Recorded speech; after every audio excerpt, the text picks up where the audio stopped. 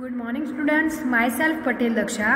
Today I am going to start your standard 7 social science in history subject. Your chapter number 2 is the new kings and kingdoms. तो students हमने ये आगे के जो भी video थे उसमें हमने ये चैप्टर पूरा समझ लिया था। तो आज हम उसकी एक्सरसाइज देखेंगे।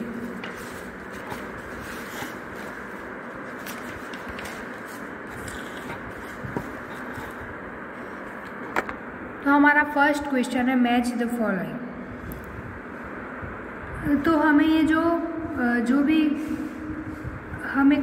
भी ये सारे कंट्रीज़ के नाम दिए उनके साथ जो भी कुछ क्या था वो हमें उनके साथ मैच करना है। तो सबसे पहला है गुर्जर प्रतिहार्स। तो गुर्जर प्रतिहार्स में क्या आएगा, वो क्या था, एक यानी जो गुर्जर प्रतिहास था वो कहाँ था, गुजरात एंड राजस्थान में ऐसा होता था। और उसके बाद है राष्ट्रकूट्स। तो राष्ट्रकूट्स में कौन सी कंट्री में होगा, वेस्टर्न डिकेन में होगा। और पाल्स तो ये कहाँ आएगा, बंगाल में। और चोल्स तमिलनाडु में। उसके बाद हमारा सेकंड क्वेश्चन है Who were the parties involved the tree-party struggle. यानी ये ट्री-पार्टी जो भी ट्री-पार्टी स्ट्रगल थी वो उनको कौन सी थ्री पार्टी थी, उसको कौन थी वो, ये हमें इन्वॉल्व करना है।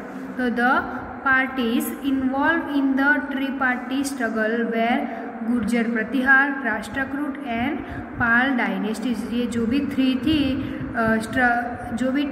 ये थ्री पार्टी थी, इसको हम क्या कहते थे, ट्री-पार्टाइट स्ट्रगल कहते थे। इसके बाद हमारा थर्ड क्वेश्चन है what were the qualification necessary to become a member of a committee of a sabha in the Chola empire. यानी ये क्वालिफिकेशन वो क्या है, नेसेसरी के लिए, to become a member of committee, यानी जो भी कमिटी के मेंबर थे, और ऑफ अ सभा के जो भी कमिटी के मेंबर थे इन द चोल एम्पायर में। तो द मेंबर ऑफ द सभा वेर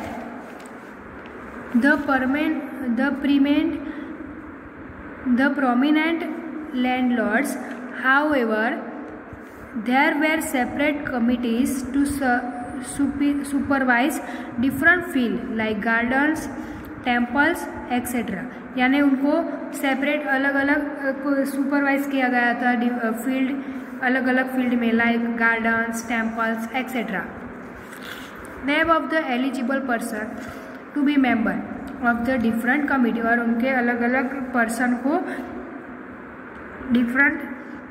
अलग अलग एलिजिबल किया गया था। और committees were written on a small ticket and palm have. The ticket were put into a earthen pot and a young boy was asked to take out the ticket one by one. यानी one by one वो young boy वो ticket अपने earthen वो pot के अंदर रखी गई थी। द पर्सन सिलेक्टेड, उनके अंदर से जो एक टिकट खींचा जाता था और दो पर्सन सिलेक्ट, उनसे वो एक पर्सन सिलेक्ट किया जाता था। Through this process was declare to be member of that committee. और ऐसे ही ये कमेटी के मेंबर को चुना जाता था। उसके बाद हमारा फोर्थ क्वेश्चन है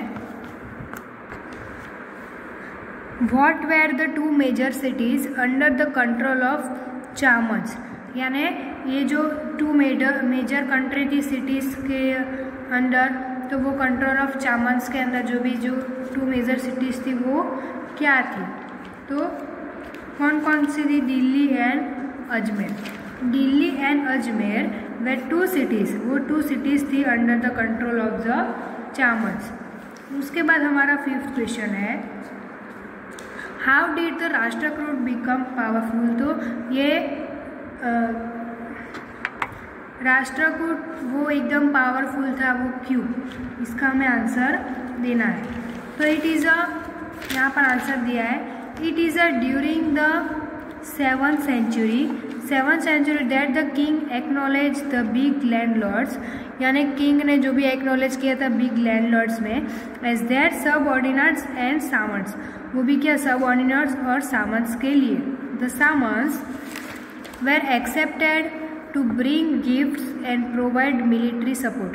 यानी उन जो भी सामान थे उनके लिए जो भी काम करते थे उनको बड़ी गिफ्ट भी दी जाती थी और प्रोवाइड भी किया जाता था मिलिट्री सपोर्ट में, जो भी वो युद्ध लड़ने के लिए जाते थे और उसमें वो जो भी सामान उनको हेल्प करते थे, सपोर्ट करते थे टू देयर किंग्स, उसको राजा ऐसे एक्सेप्टेड करते थे. In due course they gain power and wealth, और वैसे ही वो लोग अपने क्या पावर और जो भी वेल्थ है उनको वो लोग बहुत ज़्यादा समझ रहे थे. The declare themselves to be महासामंत, और वैसे उनको वो खुद को ही महासामंत मानते थे.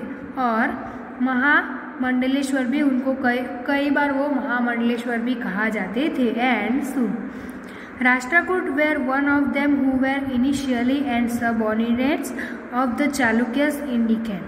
यानी जो राष्ट्रकूट में जो भी सबऑर्डिनेट्स थे वो चालुक्य एंड डिकेन के.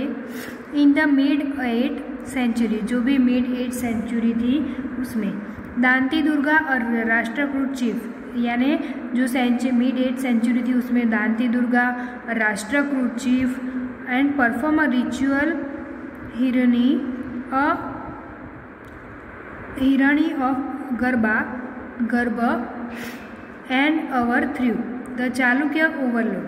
यानी ये सारे जो भी हमने सेंचुरी के मिड 8th सेंचुरी के जो भी ये बताए हमने 1 through चालुक्य ओवरलोड के लिए. After the ritual was over he was reborn as kshatriya even if he was not by birth.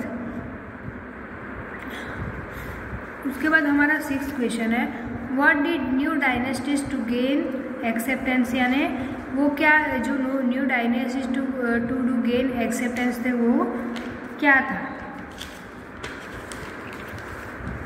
हमारा आंसर होगा the new dynasties gain power and wealth their after they declare themselves to be mahasamantas and mahamandaleshvara. यानी उनको क्या कहा जाता था, mahasamantas and mahamandaleshvara. Many of such king adapted high sounding title like maharaja adhiraja. उनको कुछ टाइटल भी दिया जाता था, महाराजा अधिराजा, उनके भी राजा, त्रिभुवना, चक्रवर्ती नाम, ये सारा दिया जाता था. The also deputed learn Brahmins to depict them as valiant, victorious warriors. Their activities were recorded to priests. They tried to demonstrate their power and resources by building large temples. यानी ये सारे के लिए उनको रखा जाता था. सामंस और ब्राह्मण्स, ये जो भी हमने आगे नाम दिए, त्रिभुवना, चक्रवर्ती, महाराजा, अधिराजा, ये सारे को दिया जाता था. उसके बाद हमारा 7th क्वेश्चन है what kind of irrigation work were develop in the Tamil region. What kind of irrigation जो भी था वो उनके वर्क था, उनको develop in the Tamil region में किया जाता था. तो उसका आंसर आएगा ड्यूरिंग 5th और 6th सेंचुरी. जो भी 5th और 6th सेंचुरी थी, द एरिया ऑफ तमिलनाडु जो एरिया था was open up for a large scale cultivation हुआ था. For irrigation a variety of a new methods were discover in many areas. Well were dug, यानी उनको खोदा गया था. Huge tanks were constructed for storing rain water, यानी वो भी रेन वाटर, पानी जो भी रेन का आता था उसको जमा करने के लिए. उसके बाद हमारा 8th क्वेश्चन है what were the activities associated with Chola temples. यानी ये जो भी एक्टिविटीज़ थी एसोसिएटेड विथ चोल टेम्पल्स की वो क्या थी. तो the Chola temples were the nuclei of statement growing around them, which included centers of craft production. Temples were also endowed with land by reefers as well as by others. The produce of the land was used for the maintenance of the priests. Garlands, marker, cook, sweeper, यानी ये जो भी land जो भी ये maintain किया जाता था, जो भी प्रेस्टिज से, वो गार्लैंड मेकर्स थे, कुक्स थे, स्वीपर्स, म्यूजिशियन, डांसर एक्सेट्रा, वो सारे थे। Who were associated with the temples and used to work for them. और hence temples were not simply to place of worship, they were also the hub of economic, social and cultural life as well। यानी ये सारे कौन थे? Hub of economic, social and cultural life as well, ये सारे थे। उसके बाद हमारा 9 क्वेश्चन है, look at the map one, जो भी मैप 1 है, once more and find out where there kingdoms in the state in which you live. यानी आप कौन से किंगडम, मतलब वहाँ स्टेट में रहते, वो आपको लुक मैप 1 में देखना है, तो वो आप देख सकते हैं। उसके बाद 10th क्वेश्चन है कंट्रेस्ट, ये लिखना। 9th क्वेश्चन है वो ज़रूरी नहीं है। 10th क्वेश्चन है contrast the election in Uttaramerur with present day panchayat election. यानी हमें कंट्रेस्ट करना है ये जो election in Uttaramerur with present day, जो भी प्रेजेंट डे में उत्तर मेरूर था उनके पंचायत इलेक्शन के बारे में।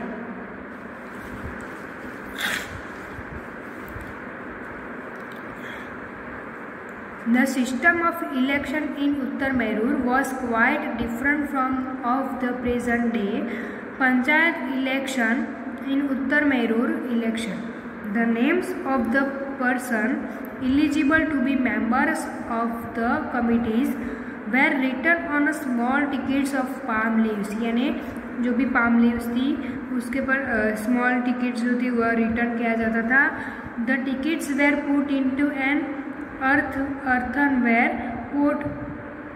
Thereafter young boy was asked to take out the tickets। यानी जो हमने आगे के क्वेश्चन में भी देखा था, वो पोट में अलग सारी टिकट्स रखी जाती थी। उसके बाद ये जो यंग बॉय था वो आस्क टू टेक, उसमें से एक टिकट टेक करता था 1 by 1 वो फॉर ईच कमेटी, और 1 by 1 ये सारी कमेटी के जो भी प्रेजेंट डे पंचायत के मेंबर अलग अलग इलेक्ट किए जाते थे थ्रू अ जनरल इलेक्शन में। The name of the total member are printed, यानी जो भी टोटल मेंबर थे वो प्रिंटेड किए जाते थे with a symbol allotted to them on a paper called ballot paper. The voter put a stamp over their choice and drops it in a ballot box। Box के अंदर रखे जाते थे वोट के। Are counted and the winners, और जो भी winners थे उनको काउंट किया जाता था। नेम इज डिक्लेयर, उनके नेम को भी डिक्लेयर किया जाता था बाय द रिटर्निंग ऑफिसर। किनके द्वारा? रिटर्निंग ऑफिसर के, इनके द्वारा। Every producer is organize by a statutory body. इसके बाद ये compare the temple shown in this chapter any present day temple in your neighbourhood. यानी ये कंपेयर करना है अपने जो भी नाइगेबरहुड में जो भी ये टेम्पल थे प्रेजेंट डे के, वो आपको कंपेयर करना है, ये नहीं लिखने का है।